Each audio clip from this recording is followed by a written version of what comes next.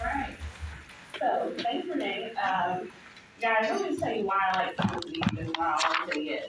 Because these academies, back in the day, used to have one-on-one, two-on-one, and three-on-one. They were all live here in Dallas, and that's what set the career on fire for me. So making the money was easy. Learning how to sell was not that difficult. I mean, you have to go through the rigmarole of the development stage as a beginner. Memorize the script. You start no showing. Why are they saying no now? They were saying yes last week. All those emotional roller coasters. But Pat already told y'all. Memorize the script and stay on it. It's your ego and pride that make you fail in this deal, not your ability of what it takes to get it done. Right? Nobody owes you a yes every round you go up. That's not true. If you're in basketball, you don't score every shot you take. That's not true in baseball. For sure, they have like the worst averages in terms of completion rates when they're up at that, right? That's not true in football. So why do y'all expect it in business? It's going to be the same way. But there are good rates, and they are not 100%. It's 30 to 40%. So if you want to improve yourself, just do more, and that 30 to 40% will give you more. So today we're going to talk about the leadership bench. So I'm going to talk about why you should create a leadership bench, how to create a leadership bench, what happens if you don't, and what happens when you do. So let's get started with the why you should create a leadership bench. Once you start selling, it's fun, it's invigorating. How many of y'all have been in the deal over a year? All right, anybody been here over 2 years? Some of y'all, okay, y'all are late to the game. Hurry up. You gotta get it done quicker than that, right? Because it gets tiring. Like, it is a grind, and that's for sure, We come in here with a vision, we see other people killing it, you see those producers who aren't putting up 2K a week, but putting up 5, 10, 20K a week, right? You're trying to get to that level. But when you look at Spotlight, if you look at leaders, they're putting up that same 10 to 20K a week, not by themselves. So that's why you should create a leadership bench. Your renewals are growing with every piece of AOP that's written underneath your team. You can do it by yourself or you can do it with the team. Do it with a team. It's much easier. Pat also talked about some of y'all retired too soon out of producing.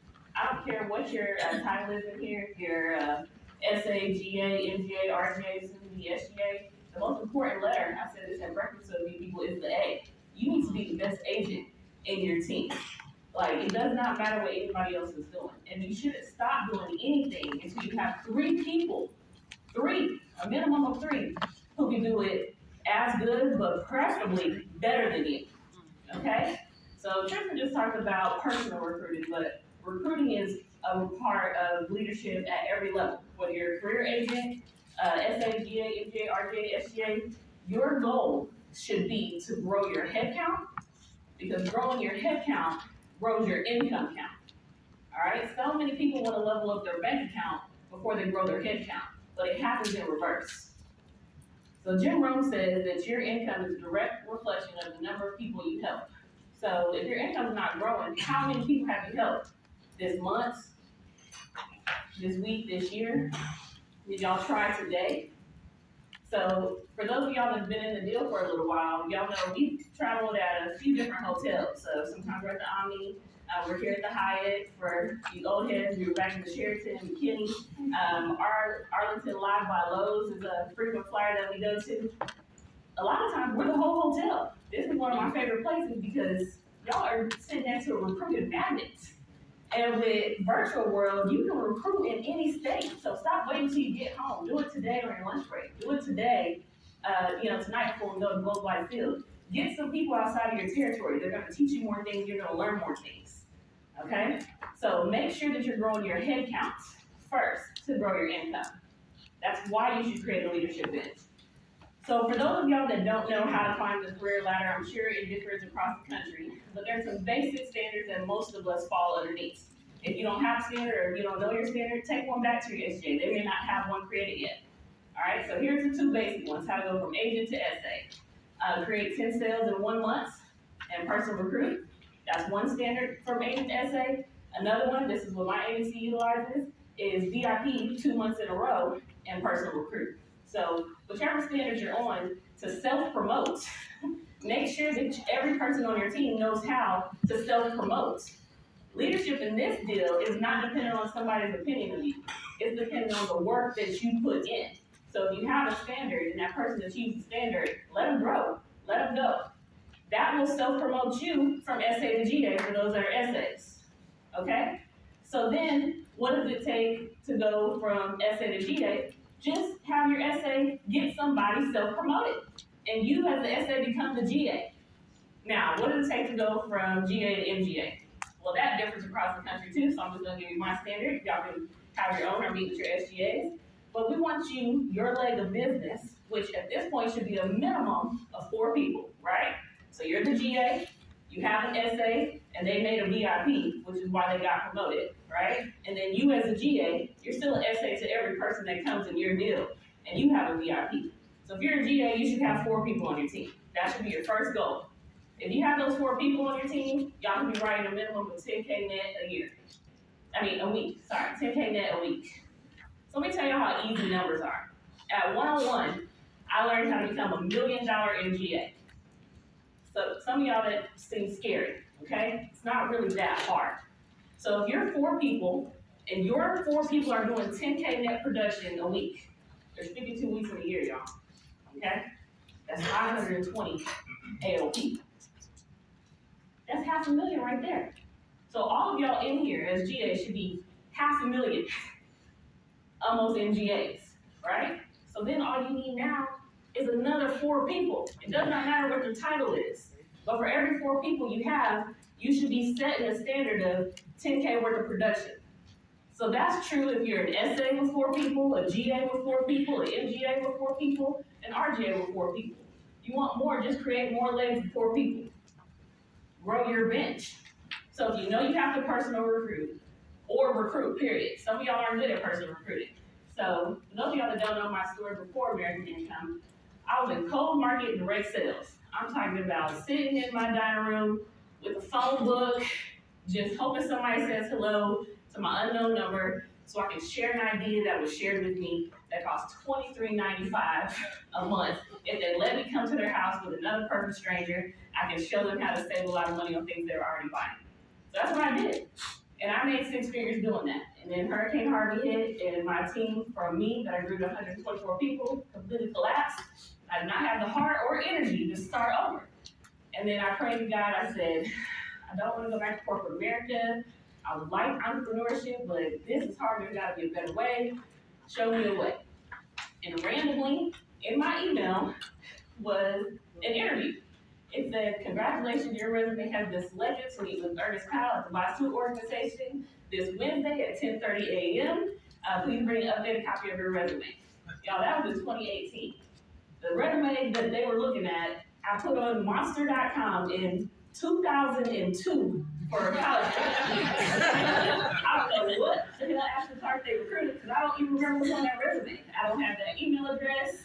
I don't know, but it found its way to me. So I went and spent some money and got there. So some of y'all got here because y'all prayed for an opportunity and it showed up. All right, some of y'all got here because you were personally recruited and somebody showed you the opportunity. And either you had enough belief to show up and a little bit more belief to go ahead and listen and jump into it. Feed that for somebody else.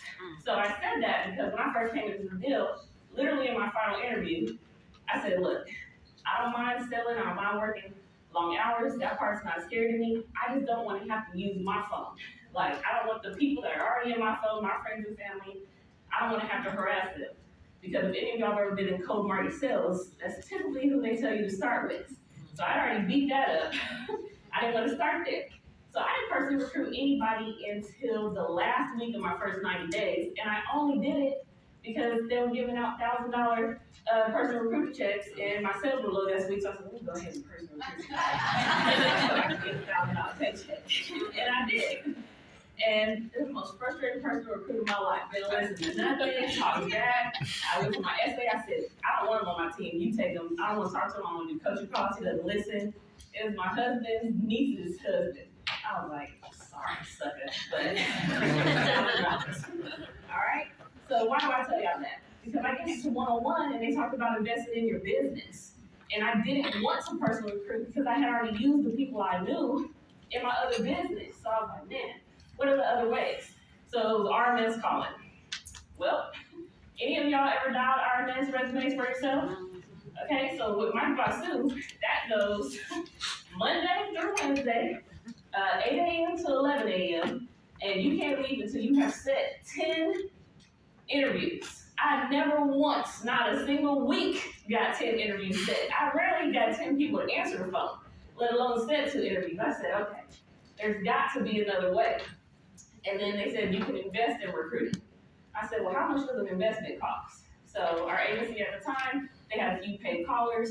You could pay them for a few hours of work to do the same thing you just did. They were getting people to show up. So you don't have to be the best at every part of your deal. You just have to make sure you're investing in every part of your deal. So I invested into the paid callers so they could do the stuff that they were good at, and I could do the stuff I was good at, the selling part, the training part, okay? So make sure that you are investing into growing your business. You can do it for free, social media, personal recruiting. You can do it for free, but spend a lot of hours, low bang for buck with RMS, or you can invest and have a paid caller yourself, pay into your agencies, paid callers, vendors, things like that, but make sure that you're investing in your growth. Now, the next one, how to do it, right? Just kind of gave y'all a little bit of that. But the other part of that is what you show them, the vision, the influence, the impact that you have when they show up. You need to make sure that you are living the standards that you expect of them, whatever that standard is, right? If our schedule is Mondays, we're here at this time, and we stay till that time, you better be there before then and stay a little bit after then. Don't cut yourself short.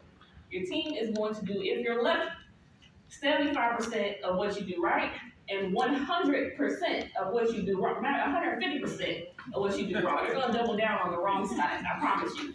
So don't demonstrate no wrong side. How many of y'all pitch on script? Okay, that's not enough hands. How many of y'all pitch off script? All right? Y'all are slow growers, I promise you. I know you are. Because you are selling off the talents. You are enrolling off of personality, and your players coming in are not coming in with that talent and personality. So get really good at doing it the boring way. Get really good at doing it the boring way. I watch your quality improve, your chargeback will dip, and your people will stay. Because if they hear you saying the same words you gave them to memorize as a script, they are more invested into learning their script. If they hear you doing a bunch of fly high fun stuff, and they don't have your personality, this is what you're getting told. I really like this job, but I just can't do it like you. I really like this career, but I don't think I'm gonna be as good as you. So I have on my phone now, because my trainer made me send videos of me memorizing the script my first 2 weeks in training. And I sounded horrible and robotic and mechanical, just like they do. So I always show them what my week 1 looks like. Because they like my year 5. But you can't get to 5 years if you're not putting in the work, hardcore, in week 1, in month 1, in year 1. So make sure you're the best player on the system that you're running if you want them to run the system. They're not listening to you because you're not listening to what you tell them. You have to walk it before you talk it, okay? So the next one, why? What happens if you don't? Well, you're gonna be frustrated. You're gonna be really frustrated in this deal. That's fine, you can make a lot of frustrated money, but it's more fun when you're making fun money than frustrated money, I promise you, okay? And I'm speaking from experience. The first thing I took out of my presentation, because it felt uncomfortable after I got out of the training, was mentor lead off letter. Now here's why, okay? I was selling a bunch of referrals. I collected all the referrals from the lead pack, and I was just rolling reps. My phone call for the appointment set up, hey, I got your information from your mom. I'm gonna be out there tomorrow to get you and your husband and your 3 kids set up for these benefits. And make sure that you lock me in. I was driving a blue Chevy Cruze. That's what I had when I started. So they knew I was coming to sell insurance, and when I got there, I sold insurance. So there was no mandatory written decision that's happening the next day. I told them that before I got there. So I took it out. But then when I had to get back to my leads, because you get to that broke, uninsurable side of the family, the ones who think Chime is a real bank and everybody's 5'2", 370 pounds. All right, can I get this up, people? Yeah, well, I'll call you. No, I don't know who you're dealing with, but they need to back on systems, and I'm off system. I go 3 days in a row and still only in row 1, and I had gotten up to enrolling 2 to 3 a day. And I'm like, what's going on? Everybody keeps telling me they want to think about it. So I called my essay. I said, I need a new pack. Everybody in this pack keeps telling me they want to think about it. I need a new territory. He said, well, let me hear your mandatory readoff letter. I didn't remember it anymore. So I had to